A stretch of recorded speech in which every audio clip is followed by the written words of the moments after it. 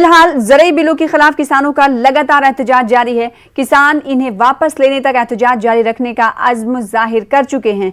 मुख्तलिफ सियासी जमातें भी इस बिल की मुखालिफत कर रही हैं। इसी सिलसिले में पंजाब के वजीर आला कैप्टन अमरिंदर सिंह आज धरने पर बैठेंगे। वजीर आला खटकर कला में आज धरने पर बैठेंगे।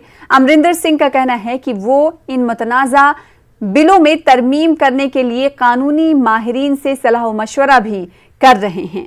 तो अमरिंदर सिंह आज एहतजाज पर बैठेंगे, यानी धरना देंगे। ज़रूरी कानून के खिलाफ कैप्टन अमरिंदर सिंह का यह धरना होगा। शिरोमणि अकाली दल ने भी पहले से ही मुखालिफत की आवाज बुलंद की। हरसिमरत कौर जो कि कैबिनेट मिनिस्टर थी, एनडीए में की साथी थी, उन्होंने सबसे पहले इस्तीफा दिया। फिर उसके बाद शिरोमणि अकाली दल एनडीए का साथी भी नहीं रहा। यानी कोर कमेटी की जब मीटिंग हुई तो सीधे तौर पर इस कोर कमेटी में फैसला लिया गया कि अब वो यानी किसानों के हित में फैसला ले रहे हैं, इसीलिए अब वो एनडीए का साथ नहीं दे सकते। दूसरी तरफ कैप्टन अमरिंदर सिंह भी